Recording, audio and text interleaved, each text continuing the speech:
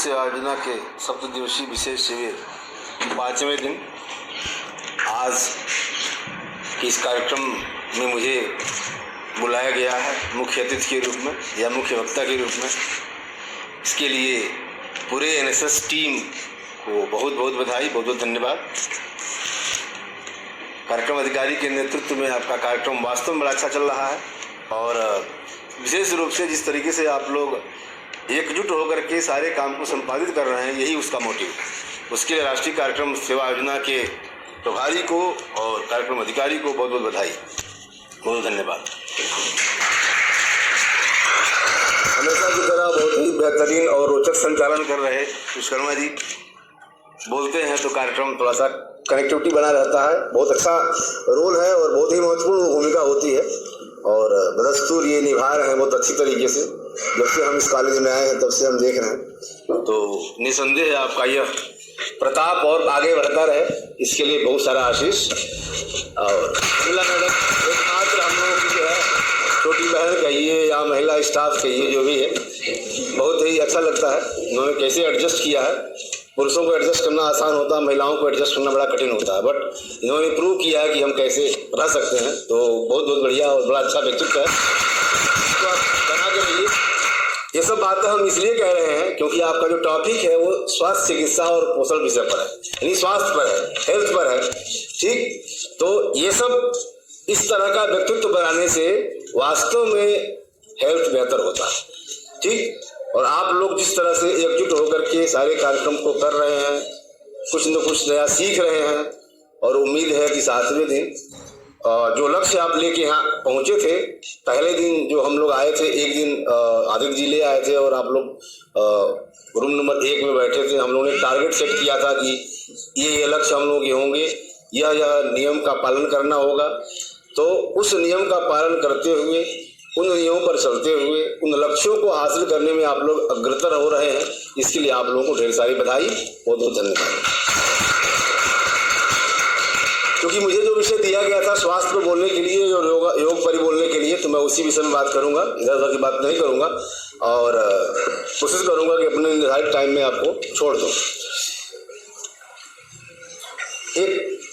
योग एक ऐसा विषय है जो आज के तारीख में बहुत ही ज्वलंत और बहुत ही उपयोगी और बहुत ही एक्सेप्टेबल टॉपिक हो गया है पूरे विश्व में।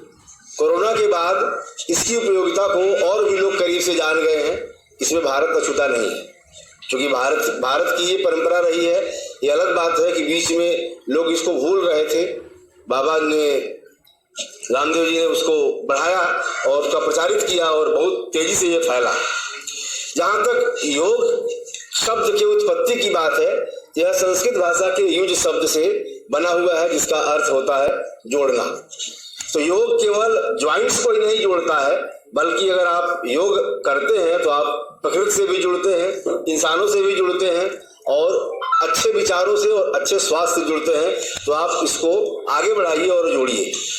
पतंजलि के अनुसार योग का मतलब होता है, सुबह मैंने बताया भी था आपको कि योगः चित्तः वृत्ति निरोधः, अर्थात योग क्या करता है, चित्त को हमारे साफ करता है, चित्त को हमारे सुंदर बनाता है, अर्थात मन हमारा अच्छा सोचता है और हमारे मन में जो विकार होते हैं उनको दूर करने में मदद करता है और ये दोनों मिल करके हमारे शरीर को मजबूत बनाते हैं, स्वस्थ बनाते हैं।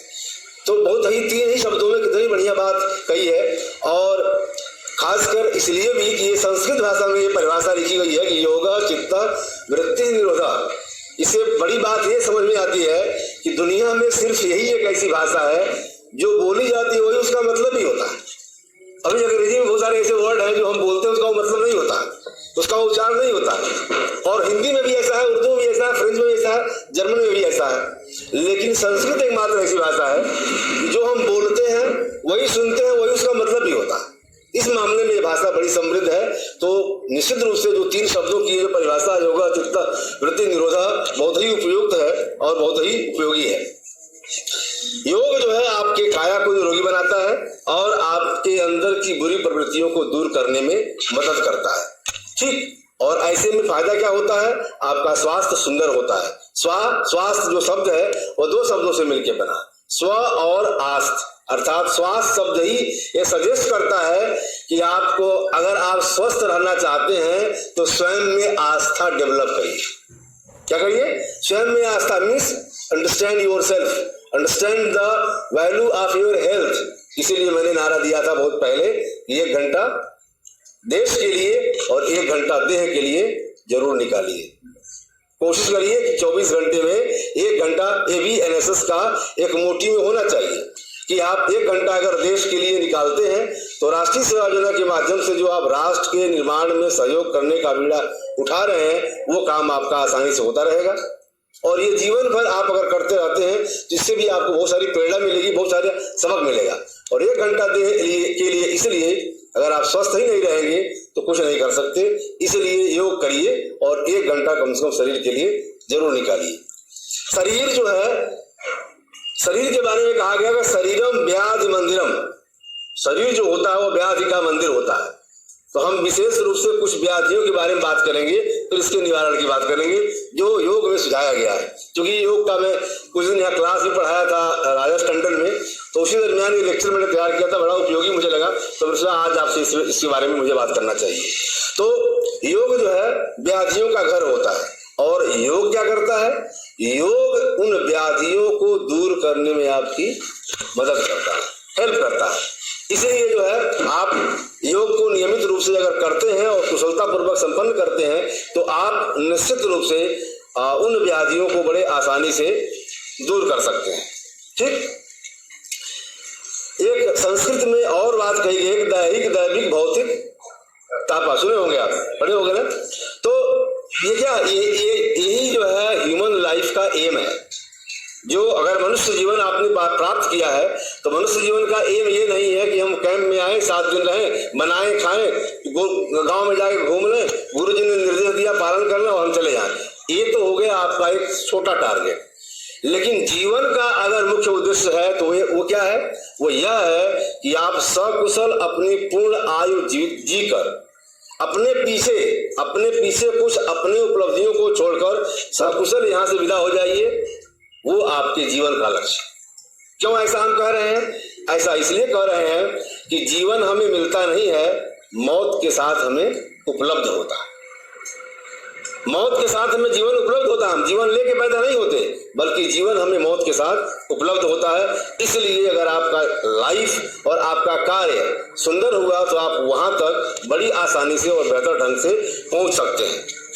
ठीक, महर्षि पतंजलि के अनुसार पूरे ह्यूमन शरीर में, मानव शरीर में 9 प्रकार की बाधाएं हैं, 9 प्रकार के ऐसे व्याधियां हैं जो होती हैं, 9 प्रकार के, और 9 ही उपाय हैं उसको दूर करने के। इसी पर चर्चा करते हैं।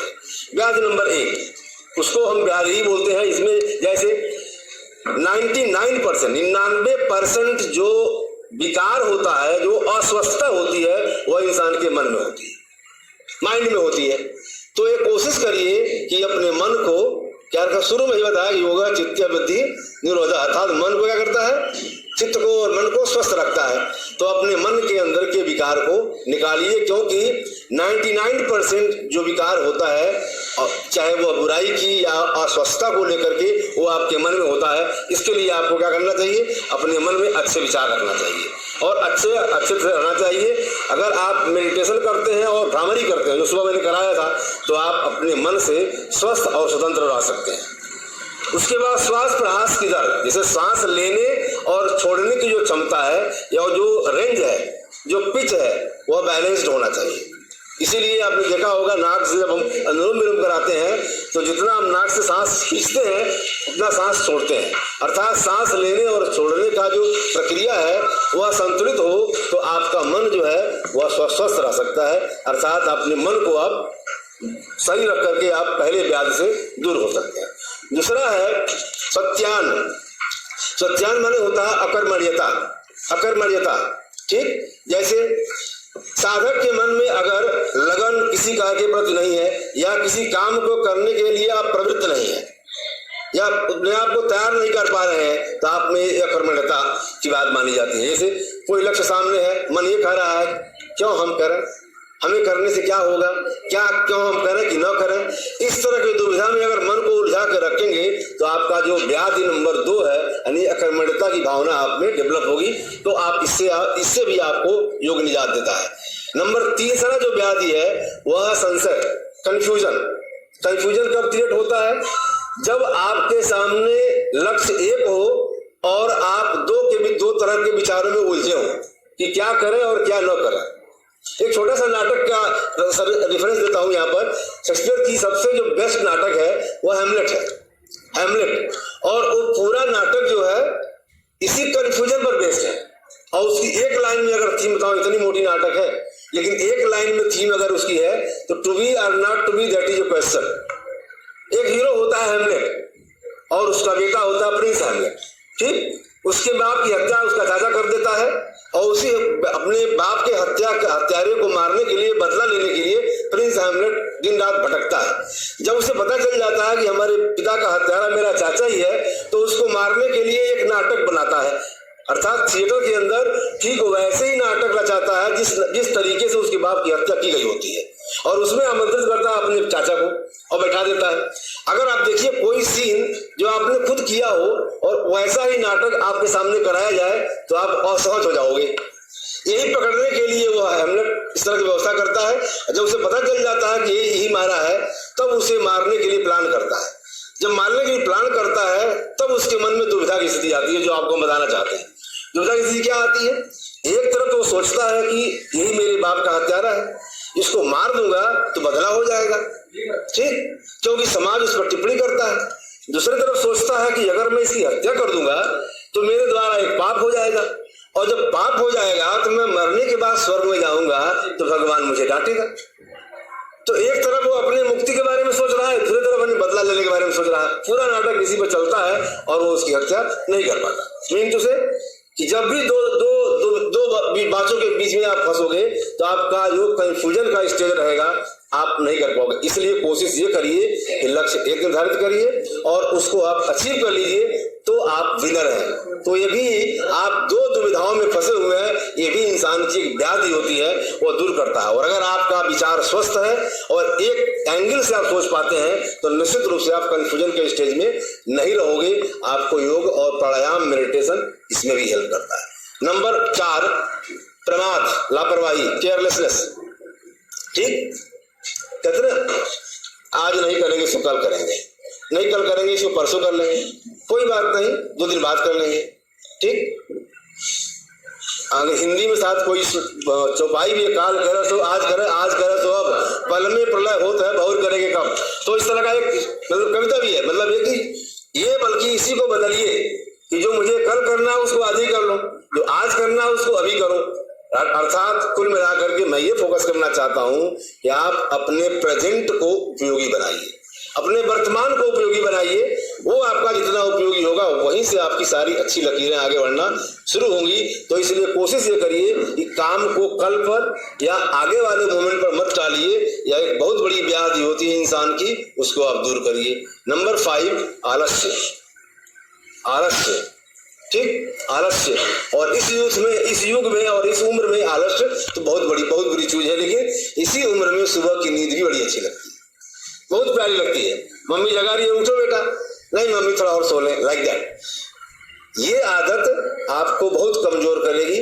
इसलिए बार बार मैं आपको फोकस करता हूं कि अपने टाइम का मैनेजमेंट बढ़िया रखिए। जिसका टाइम मैनेजमेंट बहुत अच्छा है, जिसका लाइफ मैनेजमेंट, ये मैनेजमेंट है जो हम MBA कोर्स करते हैं, वहां मैनेजमेंट करते हैं पैसे कमाने का। सबसे बड़ा मैनेजमेंट तो लाइफ मैनेजमेंट है, हेल्थ मैनेजमेंट है, टाइम मैनेजमेंट है। These are the keys of success in life. आप यहाँ आए हैं एक लक्ष्य लेकर के, आप यहाँ टाइम मैनेज हो रहा है, इतने बजे खाना है, इतने बजे ये करना है। ऐसे ही अपने लाइफ का भी आप सेटल्ड करिए। जितना ये मैनेज्ड होगा उतना आपको उपयोगी होगा और आप आलस्य से दूर भागेंगे। इसलिए आप कभी भी स्वाभाविक रूप से जो कार्य मन में आ रहा है उसको जरूर करिए। और हमको लगता है कि आलस से दूर करने का एक और कारण जो मैंने सोच रखा है, अगर आपको कोई काम करने में बड़ा अच्छा लगता है, जैसे किसी को गाना गाना अच्छा लगता है, किसी को कविता पढ़ना अच्छा लगता है, किसी को डांस करना अच्छा लगता है, किसी को पढ़ना अच्छा लगता है, एक शौक जरूर पालिए जो आपके मन का स्वाभाविक शौक है। उस शौक को अगर आप जिंदा रख पाए तो आप बहुत सारी चीजों से बाहर निकल आओगे। राइट। मसलन आपका मन भारी नहीं रहेगा, काम में मन लगेगा, जो आप करोगे उसको कंसंट्रेट होकर कर पाओगे, जो आप कर रहे हो कंसंट्रेट होगे उसको आप सीख पाओगे। इस तरीके से वो आपका जो शौक है एक बहुत सारे अन्य शौकों को पूरा करने में हेल्प कर देगा। इसलिए अगर आप आलस से बाहर निकलना चाहते हैं तो आप जो है उस स्थिति से बाहर निकलिए। और आलस बेसिकली दो ही प्रकार का होता है, एक स्वाभाविक होता है, वो जल्दी जाता नहीं है, उसके लिए आपको मेहनत करना पड़ता है। और दूसरा जो है एक इनर्शिया होता है, लॉ ऑफ इनर्शिया आप फिलॉसफी पढ़ाती होंगी मैडम, ठीक। उसका मतलब क्या है कि इंसान जिस मोड में है उसी मोड में पड़ा रहता है, ठीक, वहां से जाना नहीं चाहता है, ठीक। कोशिश करिए कि आप अपने दिमाग को क्रियाशील जब बनाओगे तो इनफैक्ट आप उस मोड से बाहर निकल पाओगे। नंबर जो छठा जो व्याधि है शरीर का वह है अविरत। अविरत मतलब होता है कि इंद्रियों से आसक्ति होना, जैसे किसी पद की लालच होना, किसी प्रतिष्ठा की लालच होना, सफलता और असफलता के बीच में उलझे रहना। ये जो लालच होता है वह भी एक प्रकार का विकार है। क्यों? अच्छा, अगर हम ये कहें कि हमें पद और प्रतिष्ठा की लालच नहीं होना चाहिए तो हम जीवन में आगे कैसे बढ़ेंगे, ये भी एक सवाल हो सकता है, ठीक। इसका उत्तर ये है कि अगर आपका कार्य अच्छा है, आपका व्यवहार अच्छा है और आप निश्चित रूप से अपने आप को सिद्ध कर पाते हैं तो चीजें मिलती हैं, जरूर मिलती है और जरूर मिलेगा। इसलिए कोई जरूर नहीं है कि प्रतिष्ठा और पद का लालच पाल करके, जैसे हमारे कॉलेज में देखिए, अगर हेल्थ को देखें, अगर लेकर के हेल्थ के पॉइंट ऑफ व्यू से, तो सबसे कमजोर आपके कार्यक्रम अधिकारी है, ठीक। लेकिन इस कैंप में इन्होंने ये सिद्ध किया है कि इस कमजोर काया वाला इंसान भी कितना बड़ा काम कर सकता है। और वे लोग जो हमको कमजोर देखने की भूल करते हैं तो अपनी परिभाषा को बदलें और अपने चश्मे का नंबर ही बदलें। क्यों? क्योंकि मैं दधीची हूँ, दधीची हूँ, ठीक। तो ये बेस्ट एग्जाम्पल है एक अच्छे लीडर के, और उन्होंने वास्तव में जेन्युइनली बताऊंगा आपको, मैं राष्ट्रीय सेवा योजना के बहुत सारे शिविरों में जाकर बोला हूँ, लेकिन इतना बढ़िया और इतना प्रभावित किसी कार्यक्रम में से पहली बार हुआ हूँ। तो ये बहुत बड़ी बात है एक लीडरशिप डेवलप करने की। तो आप जो है इनसे प्रेरणा लीजिए और अपने अंदर सेम वही लीडरशिप डेवलप करिए और ये कोशिश करिए कि आप जो है खुद वैसा बन सके। तो ये था व्याधि नंबर 6। व्याधि नंबर 7 भ्रांति दर्शन अर्थात यह गलतफहमी पालना कि हम योग कर लेंगे और कभी कभी कर लेंगे तब बिल्कुल हम पहलवान हो जाएंगे, हट्टा कट्टा हो जाएंगे। ऐसा नहीं है, भ्रांत मत पालिए, बल्कि आधा घंटा ही सही, 20 मिनट ही सही, 15 मिनट ही सही, लेकिन जो आसन, जो प्राणायाम, जो योग का पोजीशन आपको बताया गया है उसमें से सेलेक्ट कर लीजिए कि आपके बॉडी के हिसाब से, आपके टाइम के हिसाब से, आपकी उम्र के हिसाब से और आपके पास जगह के हिसाब से कौन सा सूट करता है, उसका एक छोटा सा पैकेज बना लीजिए और धीरे धीरे करना शुरू करिए। जैसे बेसिकली 2-3 चीजें जो है हमने इसलिए आज आपको केवल 10 आसन ही बताए हैं, और वो ऐसे आसन है जो आप कहीं भी कभी भी बहुत ही कंफर्टेबल पोजीशन में कर सकते हैं। घर के अंदर विंडो खोल लीजिए और आराम से आप उसके अंदर कर सकते हैं। सर्दियों में आप अंदर करिए, बरसात में अंदर कर सकते हैं, छत पर कर सकते हैं। तो वो ऐसे आसन थे जो आप आसानी से कर सकते हैं। तो ये भ्रांति मत पालिए कि हम 2 दिन करेंगे तो हम फिट हो जाएंगे। गुरुजी ने तो कहा था कि इसको करने से गर्दन सीधा रहता है, इसको करने से पेट अंदर रहेगा, इसको करने से नजर सही रहेगी। तो एक ही दिन करने से नहीं होगा, इसलिए इस भ्रांति से बाहर निकलिए। आपको नियमित करना पड़ेगा, चाहे आप जो भी आसन का एक पैकेज बनाइए उसको, ठीक। दूसरा भ्रम मत पालिए कि अगर हम योग करेंगे तो बीमार नहीं पड़ेंगे। ऐसा नहीं है, आप बीमार पड़ेंगे, लेकिन योग अगर नियमित करते हैं, योग क्या करता है, आपके सर्वाइवल को स्ट्रांग कर देता है। बीमारी से लड़ने की क्षमता होती है वह उसको डबल कर देता है, बढ़ा देता है, ठीक, जिससे आप जल्दी स्वस्थ हो जाते हैं। जैसे मैं खुद देता हूँ, मुझे जुकाम होता है तो 1-2 दिन में ठीक हो जाता हूँ, ठीक। इसके अलावा ज्यादा कोई लंबी बीमारी प्रॉब्लम भगवान की दया से नहीं होती है। और एक बहुत बड़ी बीमारी जो मुझे थी न्यूरो की, जिसका मैं 12-13 साल दवा किया था, वो भी इसी वजह से ठीक हो पाई। क्योंकि मैं लगातार करता रहा, और सोचिए आप 5 साल हो गया मैंने आज तक एक टेबलेट बीमारी नहीं खाई।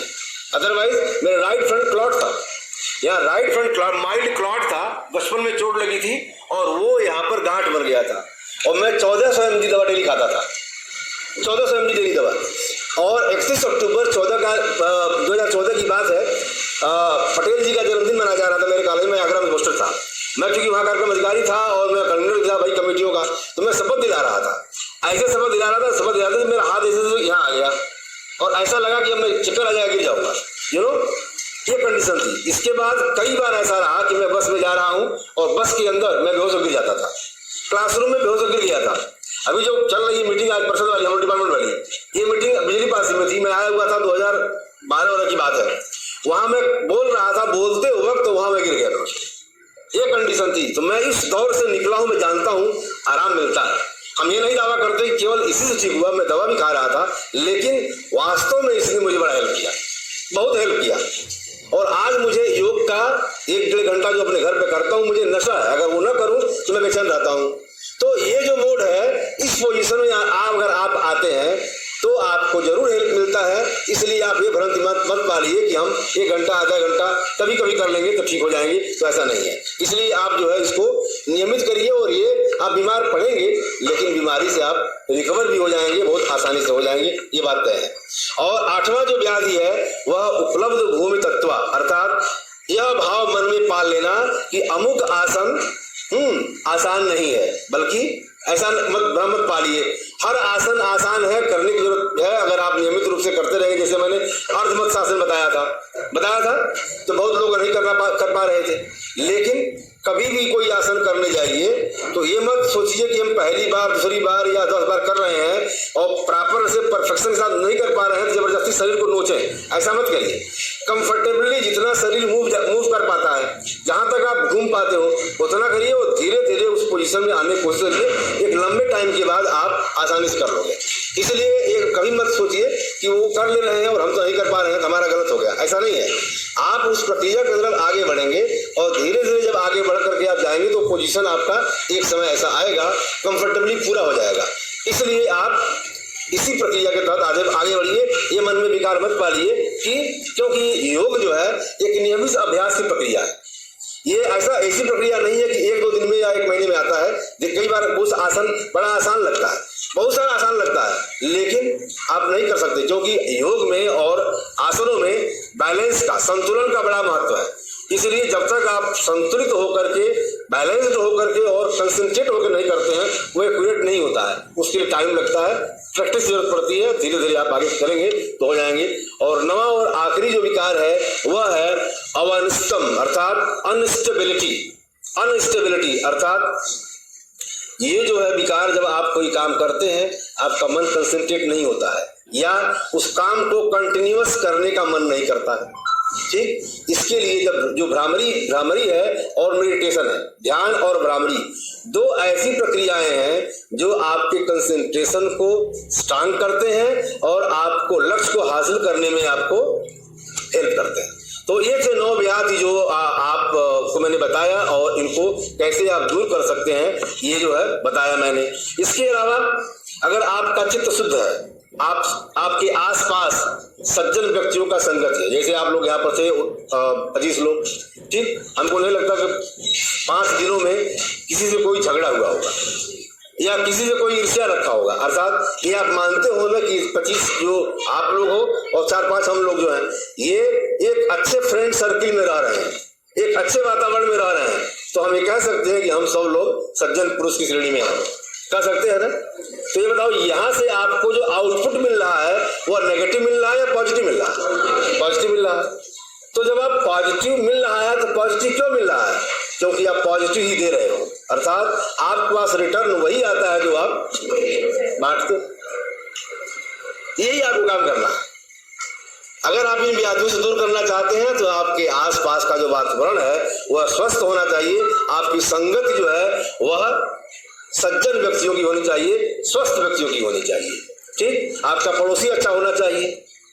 आपका पड़ोसी, आज के दौर में बड़ा ही मुश्किल काम है कि पड़ोसी अच्छा हो, लेकिन मेरा तो ये मानना है, आप बुरे हैं, आप मेरे साथ अन्याय कर रहे हैं, शोषण कर रहे हैं, ये आपकी समस्या है, मेरी समस्या नहीं है। मैं अच्छा हूं, ये मेरे लिए अच्छी बात है, सिंपल सा की है।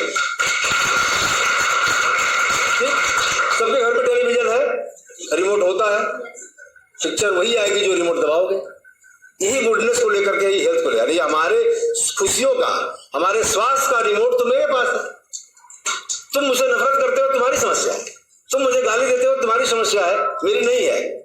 वो गाली अगर हम नहीं विचार करते तो हमें लगती नहीं है, नहीं लगती होती है।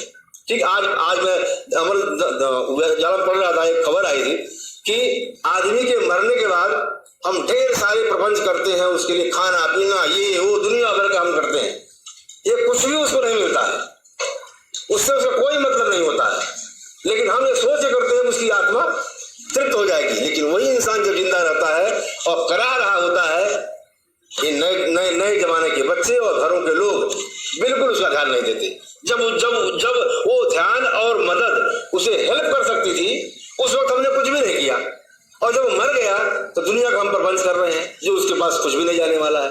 तो कोशिश ये करिए कि till you are alive, till you are working, till you are positive, till you are creative, तो आप अच्छाई ही बोलिए, अच्छा ही करिए, भला ही करिए, खुश रहिए। जब आप खुश रहोगे तो वही खुशी लौट के आपके पास आती है और कुछ नहीं आता होता। इसलिए आप ये रखिए। आगे क्या करिए, अपने अंदर करुणा की भावना, एनएसएस जो है आपको करुणा की भावना जागृत करने के लिए प्रेरित करता है।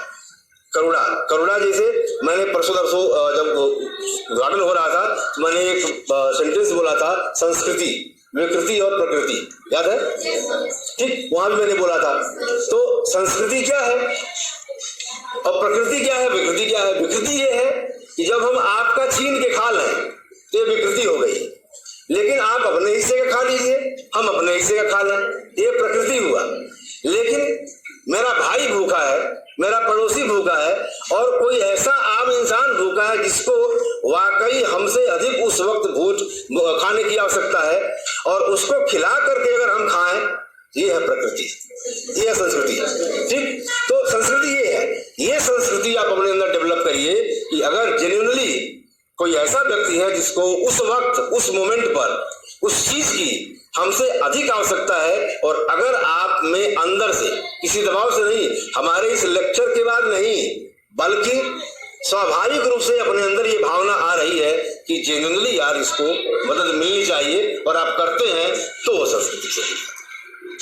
ठीक, तो ये करुणा है, ये करुणा की भावना अपने अंदर जागृत, और वास्तव में जेन्युइनली यही इंसानियत है। इसी के लिए हम पैदा हुए, इसी के लिए जाने जाते हैं। हम इसलिए नहीं पैदा हुए और इसलिए जाने जाते हैं कि हम प्रोफेसर बन जाए, डॉक्टर बन जाए, इंजीनियर बन जाए, ये बन जाए, वो मिल जाए, ये मिल जाए। ये तो एक स्वार्थ है हमारा, ये तो हमारा मटेरियलिज्म है, भौतिकवाद है हमारा, आध्यात्मवाद ये नहीं है, जीवन का ये वास्तविक रस नहीं है। ठीक, इसके अलावा क्या करना है आपको? चुगली वालों से और झूठ वालों से क्या करना है? दूर रहना है। ठीक, कोशिश करिए ऐसे लोगों से दूर रहिए और इनको अवॉइड करिए, क्योंकि जिस दिन आप ऑनेस्ट बन गए, दुनिया के सबसे ताकतवर इंसान आप होंगे। क्योंकि आदमी किसी से नहीं डरता है, लेकिन ईमानदार और ईमानदार आदमी से हर आदमी डरता है। हालांकि उसके लिए चुनौतियां भी हैं। अगर व्यवस्था करप्ट है और आदमी ईमानदार है तो उसके लिए बहुत ही चुनौतीपूर्ण स्थिति होती है, और अगर व्यवस्था ईमानदार है और आदमी करप्ट है तो भी उसके लिए चुनौतीपूर्ण स्थिति होती है। इसीलिए हम इंसान हैं, हमें संतुलन बैठाने आना चाहिए कि हम उन परिस्थितियों में कैसे अपने को निकालना। कहते हैं कि तरक्कियों के दौर में उसी का जोर चल गया, बना के अपना रास्ता की भीड़ से निकल गया।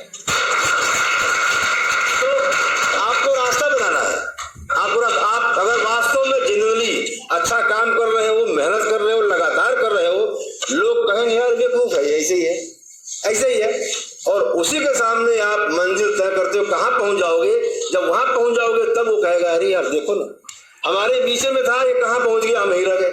सी, दैट्स की and that's result of goodness, that result of good health, that result of positivity, you know. So keep that, so avoid lawyers, झूठों से दूर रहो। ठीक, बुराई से दूर रहो, किसी की बुराई मत करिए आप। ठीक, वही मैंने पहले ही बताया था कोई कुछ आपके बारे में कमेंट करता है, उसकी समस्या है, आपकी समस्या नहीं है। आपकी समस्या क्या है? I have to be concentrate, I have to be constant, I have to be strong, I have to be positive, I have to be creative, I have to be hardworking, I have to be responsible. This is your problem. ये इस पर आप focus करिए और अपने श्वास की गति पर बराबर ध्यान दीजिए, घुटने न पाए, इसलिए क्या करिए? प्रकृति की गोद में जाइए। ठीक, अभी आज ही एक पोएम पढ़ा है विलियम वर्ड्सवर्थ की, तो कहता है आज का मनुष्य ऐसा हो गया है जो केवल कमाने और खर्च करने में बिजी है, और ये प्रकृति जो उसका वास्तव में वास्तविक साथी है उसको भूल गया है। तो जितना अधिक आप नेचर के कनेक्ट होगे, नेचर के करीब जाओगे, आप में सारी गुडनेस उतना ही आसानी से आएंगी और इतना ही आसानी से आप इसको कर पाओगे। अब मैं थोड़ा थोड़ा आपको बस 10-5 मिनट वो जो आसन बताया है मैंने, उनके लाभ और हानि बता देना, जो मैंने चूंकि आपसे कमिट किया था कि आप जो है कैसे इसको दूर करेंगे। ठीक, पहला मैंने आपको ताड़ासन कराया था। ठीक, आराम। ठीक, ताड़ासन। ठीक, ताड़ासन क्या करता है? ताड़ासन जो है एक तो आपके जो मेंटल और फिजिकल जो बैलेंस है, मानसिक और शारीरिक संतुलन को व्यवस्थित करता है ताड़ासन। ठीक, इसलिए आप उसको कर सकते हैं। इसके अलावा क्या करता है? ये आपके हाइट को, अगर आपकी हाइट कम है और रेगुलर प्रैक्टिस करते हैं तो ऐसा लिखा हुआ है, ऐसा प्रैक्टिस में पाया गया है और व्यवहार में देखा भी गया है कि आपके हाइट को भी इंप्रूव करने में हेल्प करता है। इसलिए आप ताड़ासन करिए। वृक्षासन मैंने बताया था आपको करा करके, ये क्या करता है? ये आपको स्पाइनल जो ये होता है रीढ़ की हड्डी, ये स्पाइन को जो है मजबूत करता है। ठीक, और आज के टाइम में बहुत सारे लोग काम पड़ते हैं, बहुत भाग दौड़ रहता है, ऐसे में स्पाइन की प्रॉब्लम बढ़ रही है। तो ऐसे में अगर आप वृक्षासन करते हैं तो आपका स्पाइनल कॉर्ड जो है वो बेहतर रह सकता है। इसके अलावा क्या करता है वृक्षासन? ये जो स्किन होती है, इसके स्किन को टोनिकल बनाता है, इसमें कसाव रहता है, इसमें झुर्रियां देर में आती हैं, अगर अदरवाइज बहुत जल्दी झुर्री आ जाएगी। इसलिए अगर आप वृक्षासन करते हैं तो आपके स्किन में और मसल में तनाव स्ट्रेस रहता है, उसमें खिंचाव रहता है और वो टोनिकल बनता है, वो स्मार्ट बनता है। ठीक, ग्रीवासन मैंने कराया था, हर ज्वाइंट्स को मूव कराया था ना ग्रीवासन। ग्रीवासन हर ज्वाइंट्स में, जैसे कमर दर्द हो गया, गर्दन दर्द हो गया, घुटने का दर्द हो गया, इसमें आपको हेल्प करता है। इसलिए आप जो है नियमित रूप से अगर इसको करते हैं तो इस दर्द से दूर कर सकते हैं। इसके बाद सूर्य नमस्कार कराया था मैंने, ये 4 जो है मैंने आपको खड़ा कराया था। ठीक, तो सूर्य नमस्कार क्या है? सूर्य नमस्कार योगा का एक कंप्लीट पैकेज है, अर्थात उसमें लगभग सारे आसन समाहित हैं। तो सूर्य नमस्कार अगर नियमित आप करते हैं, ना भी कुछ करिए, तो 10 सर्किल हमने आपको 3 सर्किल कराया था, आप 10 सर्किल का पैकेज बना लीजिए। रोज केवल सूर्य नमस्कार ही आप करिए, आपको बहुत राहत मिल जाएगा, बहुत सारे आसनों से आप बच जाएंगे। इसलिए अगर आप सूर्य नमस्कार करते हैं तो ये आपको इतना फायदा करता है। इसके अलावा सूर्य नमस्कार आपकी बॉडी को फ्लेक्सिबल करता है, लचीला बनाता है। ठीक, आपने सुना होगा कोई एक घटना हुआ था और कहीं बाबा रामदेव फंस गए थे और किसी महिला का कपड़ा पहन के भागे थे। आपने बड़ा चर्चा हुआ था इस बात का। तो ये लचीलापन वाली जो बात है, हमने जब अखबार पढ़ी तो मुझे जो है बहुत मीडिया वाले बैठे हुए हैं, ये लोग लिखते भी हैं बड़े मजेदार तरीके से, तो वो जो है पढ़ करके मुझे ये लगा कि अगर बाबा इतना लचीला नहीं रहता तो और सबका सुटना आ जाता। ठीक, तो कहीं से निकल जाता। तो कहने का मतलब ये है कि लचीलापन जो है अच्छा, इसे देखिए, लचीलापन तो मतलब शरीर की बात हो गई। अगर लचीलापन शरीर में है और वह निर्जन कहीं आपके विचारों में आ गया तो फिर पूछो ना, आप सोने पर सुहागा हो जाएगा। लेकिन समस्या यह है कि आज के युवा और आज के लोग, आज के बच्चे बड़े कठोर हैं भाषा में भी, क्योंकि वो लचीलापन अगर भाषा में आ जाए तो भाषा में तो फिर नजाकत आ जाती है। ठीक, कौन सी बात कब और कहाँ कही जाती है, ये सलीका हो तो हर बात सुनी जाती है। तो ये लचीलापन बॉडी का भाषा में भी आता है।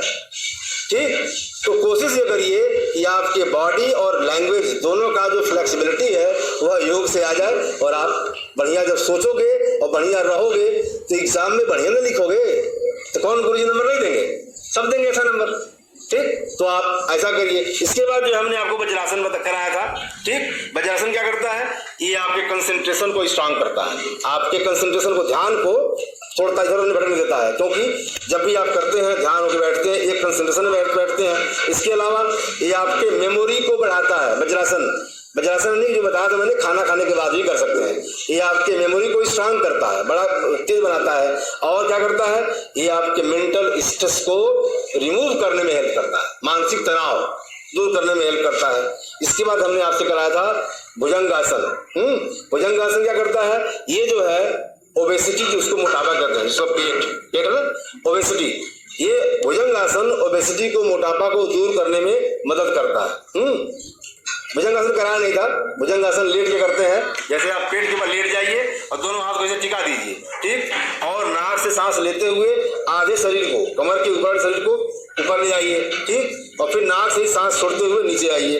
ये है भुजंगासन। ये जो है इसमें मोटापा बहुत तेजी से कम होता है और रिजनली कम होता है। इसके अलावा यह जो है शरीर को स्फूर्त करने में मदद करता है, बॉडी को क्रिएटिव बनाता है, स्फूर्त करने में मदद करता है। और यह जो है लीवर के समस्या को, लीवर की बीमारी को दूर करने में हेल्प करता है, ठीक। इसके बाद मैंने अनुलोम विलोम कराया था।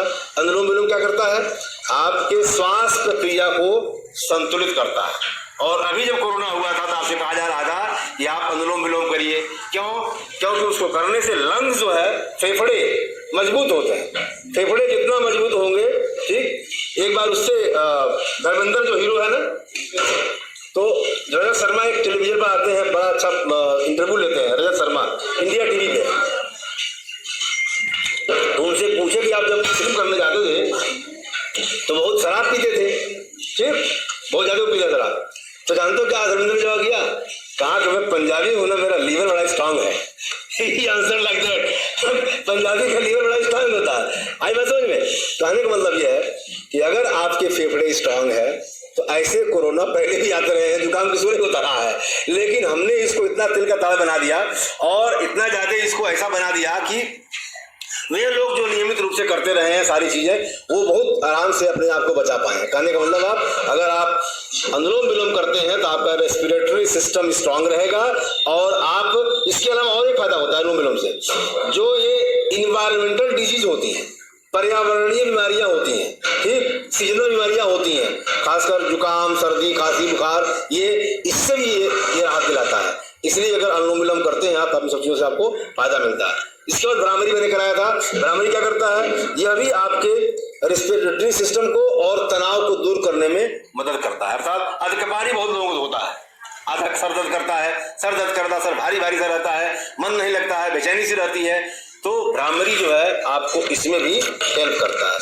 और लास्ट मैंने आपको ध्यान कराया था, और ध्यान आपको कंसंट्रेशन करने में, किसी चीज को सोच करके लंबे समय तक याद करने में और काम करते समय काम में मन लगाने में बहुत ज्यादा मदद करता है। तो ये जो है सारे आसन थे जो आपको थोड़ा सा बताया। शरीर कुछ व्याधियां थी, मैंने आपको उसके बारे में बताया, और मुझे लगा कि आपको ठीक लगा होगा। एक छोटी सी कविता मैं पढ़ दे रहा हूँ जो आज के मौके के लिए मुझे ठीक लग रही है, और उसके बाद मैं अपनी जगह ले लूँगा। 5 मिनट और 45 मिनट का आता ना, तो 5 मिनट है मेरे पास। यस, इंसानियत और आतंकवाद, कविता का शीर्षक है इंसानियत और आतंकवाद। बंदूक की गले या बम की जुबान से कभी नहीं निकली कोई दुआ, निकलती है? कभी नहीं निकलती है। बंदूक के गले या बम की जुबान से कभी नहीं निकलती है कोई दुआ। तुम जो भरोसे को भय देते हो, तुम जो चहकते सुरों को मातम की लय देते हो, तुम जो पेड़ पेड़ घोंसले उजाड़ते नहीं थकते हो, एक बात तो बताओ, जो कुछ भी चाह कर तुम लौटा नहीं सकते, वह सब छीन कैसे सकते हो? जो कुछ तुम चाह करके भी लौटा नहीं सकते, वो सब तुम छीन कैसे सकते हो? लौटा सकते हो तो लौटा दो मुर्दा होठों को प्यास, लौटा सकते हो तो लौटा दो थकते पांवों को सफर का एहसास, नसों को खून का साथ, कारीगर को उसका हाथ, नसों को उस खून का साथ, कारीगर को उसका हाथ, खुली रह गई आंखों को रोशनी का नजारा, लौटा सकते हो तो लौटा दो मरी पड़ी उंगलियों को सही रास्ते का इशारा। लौटा सकते हो तो लौटा दो मरी पड़ी उंगलियों को सही रास्ते का इशारा। लगता है तुमने कहीं जख्म नहीं सहे, लगता है तुमने कहीं जख्म नहीं सहे। बड़ा होना तो दूर तुम कभी बच्चे भी नहीं रहे, बड़ा होना तो दूर तुम कभी बच्चे भी नहीं रहे। बच्चों में बच्चे होकर कभी नहीं खेले, कभी नहीं भरे तुम्हारे मन में तुतलाते गीतों के मेले। किसी को खिलाकर अपना पेट भरने का सुख तुमने कभी नहीं लिया, किसी को खिलाकर अपना पेट भरने का सुख तुमने कभी नहीं लिया। इसीलिए शायद तुमने खाने के डिब्बे में बम रखवा दिया, इसीलिए शायद तुमने खाने के डिब्बे में बम रखवा दिया। आओ और आकर देखो अपने बहादुरी के करतब, आओ और आकर देखो अपने बहादुरी के करतब। सड़क पर खून बहाते आंसुओं के मजहब जाने कितनों के सहारे गए। और ये तुम्हारी तरह मौत नहीं, अपनी तरह जिंदगी बांटते थे जो मारे गए,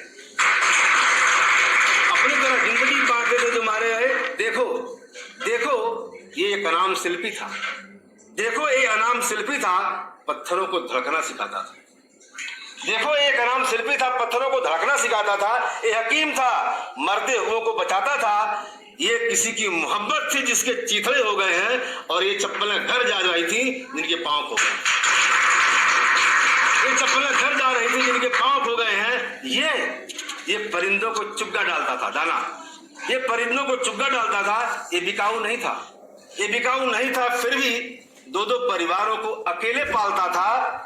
ये किसी का सौभाग्य सिंदूर था जो बह गया है, और इस नन्ही सी मुट्ठी में ममता का एक टुकड़ा आसमान रह गया।